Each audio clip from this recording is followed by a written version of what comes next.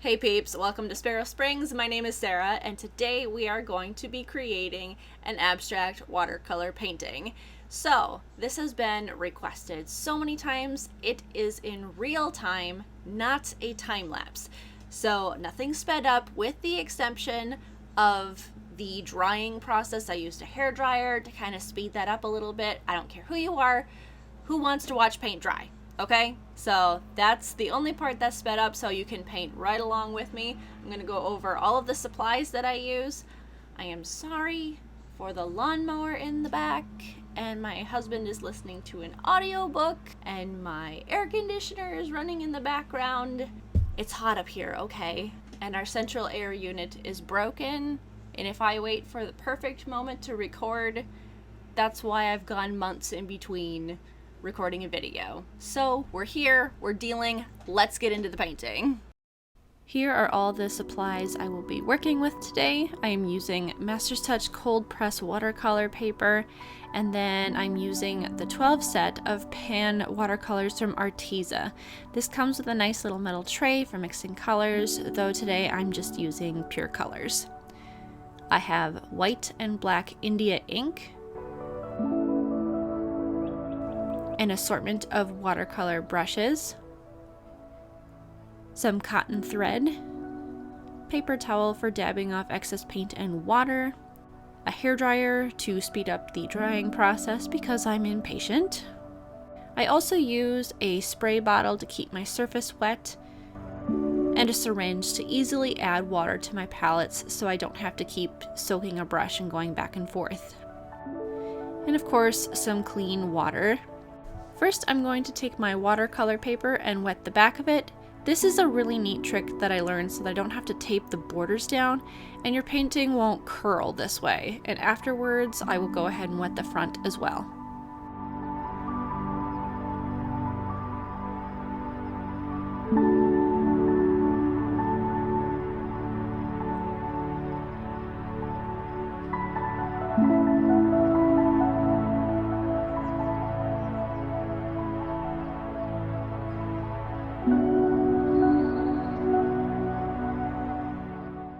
You don't want pools of water, but you definitely want it saturated.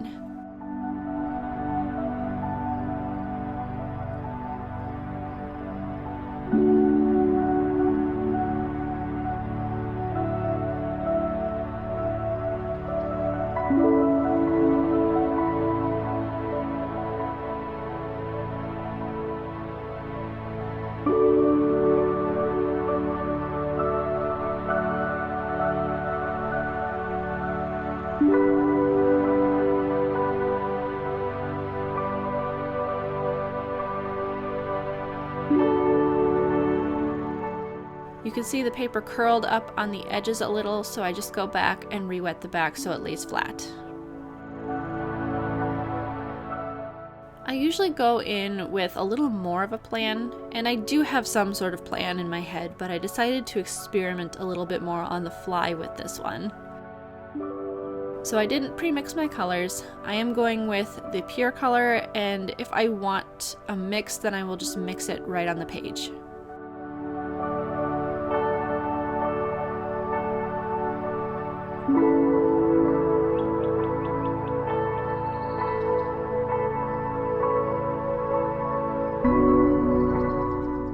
I start with a smaller brush, but quickly realized I need to cover more ground, so we grab a bigger one.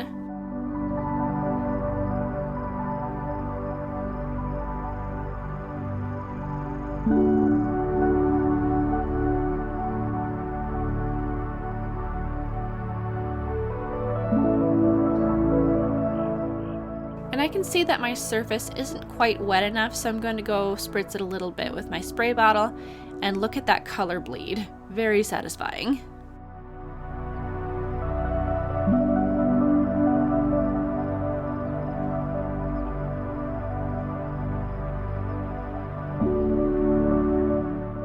I will continue to add my colors in. I'm keeping to the warmer tones today, so I have alizarin crimson, cadmium red, cadmium yellow, and this rust red kind of wrapped up all in here. And all of this is just experimentation.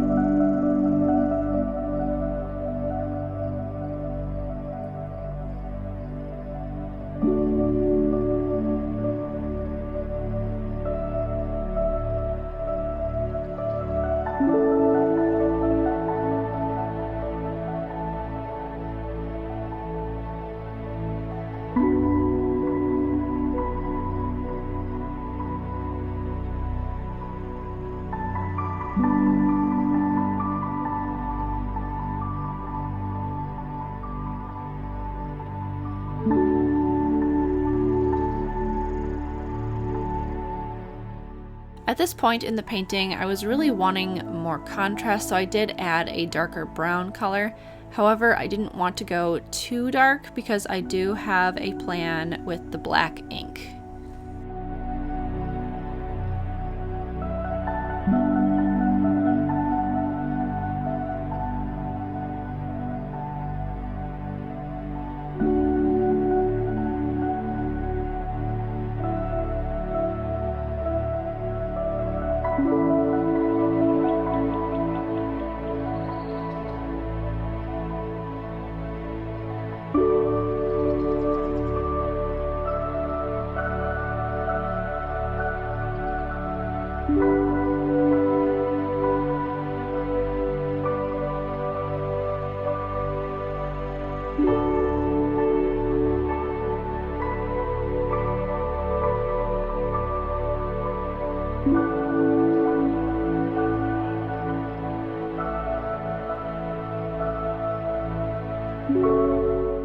I'm really letting these colors blend because I'm going to create more texture later, but be careful that you don't overdo it. You don't want a puddle of muddied colors.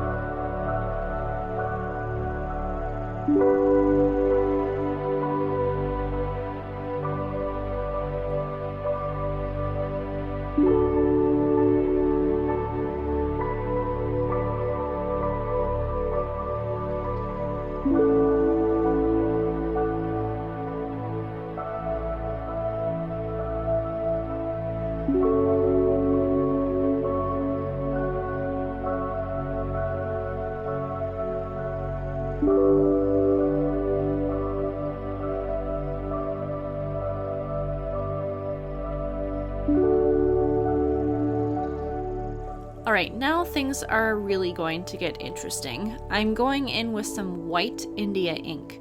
I'm going to be really careful here, trying not to add too much. I just want it to marble a little bit.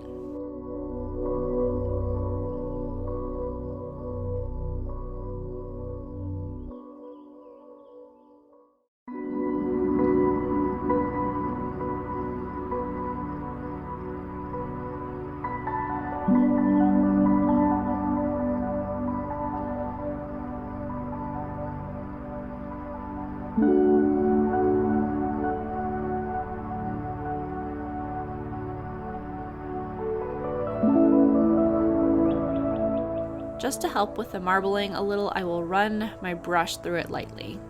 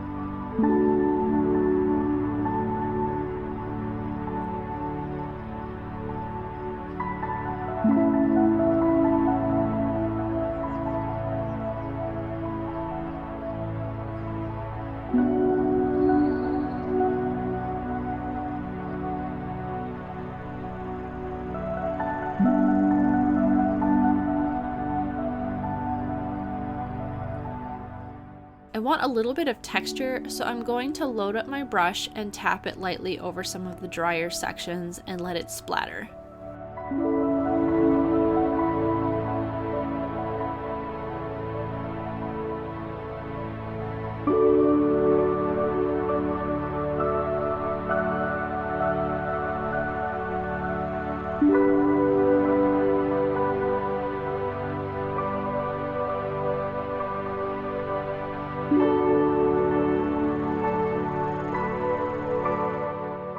Now I'm going to use a hairdryer to let the whole thing dry. Let's speed this up a little bit and watch the marbling form. Once it is dry to the touch, we can proceed. My paper did curl a little, so that does make this next step a little tricky, but we're gonna get through it. So right now, it's time for some black ink. I pre-soaked some cotton thread and I'm going to dip it in the ink. It may be easier to use the dropper and just drop the ink right onto the thread. Do whatever works best for you.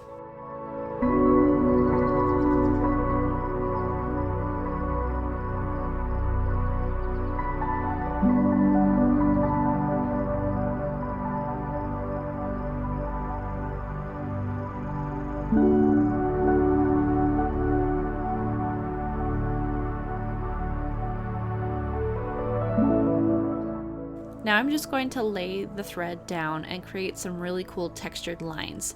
If the paper curls too much, you can tap the thread down with your finger so it actually makes contact with the paper.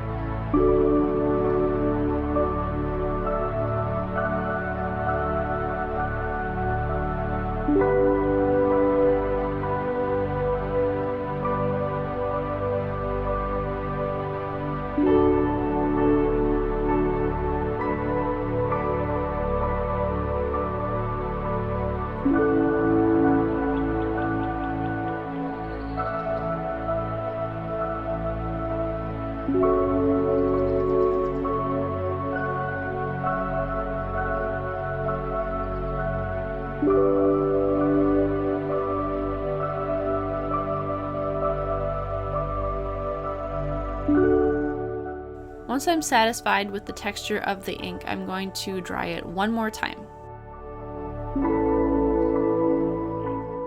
At this point, I could call this painting done. I like it as it is, but since we're just experimenting today, I wanted to take it one step further. We're going to create a silhouette with the focus of the abstract painting in the center.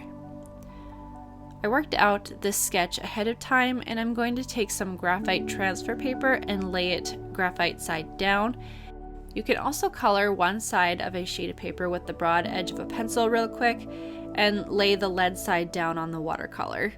This is kind of the poor man's transfer paper. Though transfer paper isn't really all that expensive, it's just more of a convenience thing.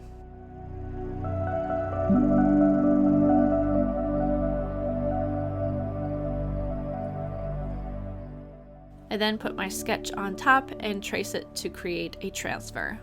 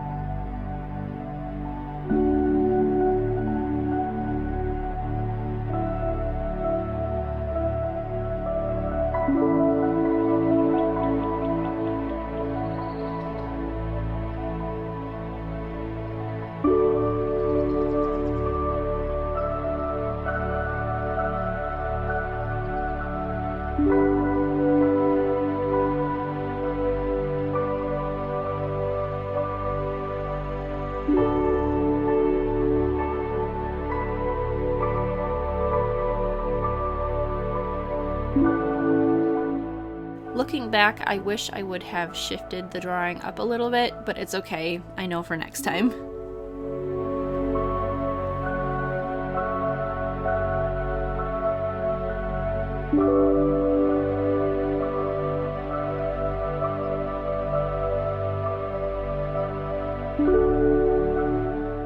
Now I'm just going to paint in the edges with black ink. You could also use acrylic paint for this stage too.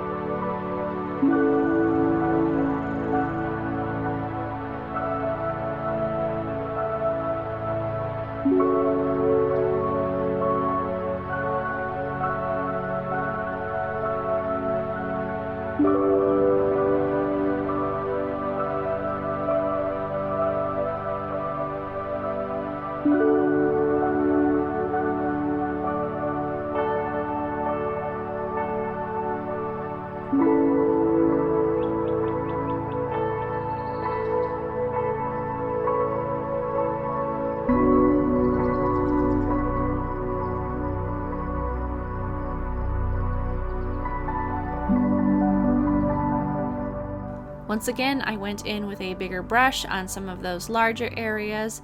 I could have continued with the smaller brush, but I found that it was taking too long, and then as the ink dried and I went over it again, it became kind of blotchy.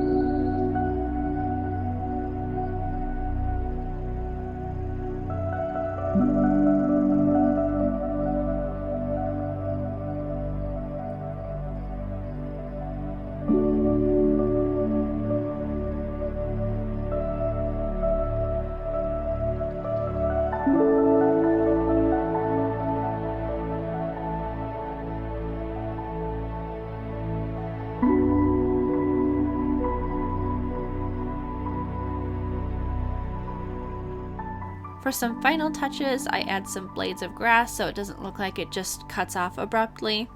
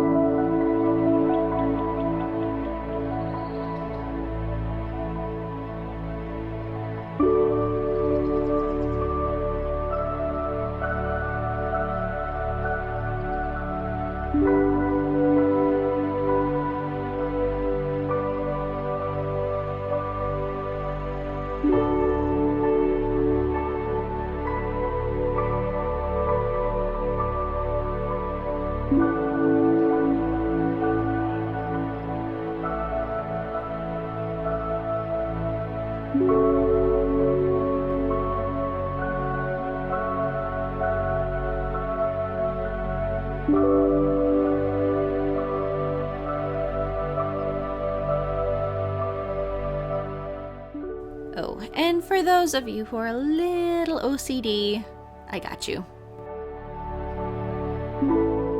That's it, that's the final piece. Do you like it better with or without the silhouette? Thank you all for watching. If you like this video, please give it a thumbs up. That's all for now, peeps, and I will see you in the next video.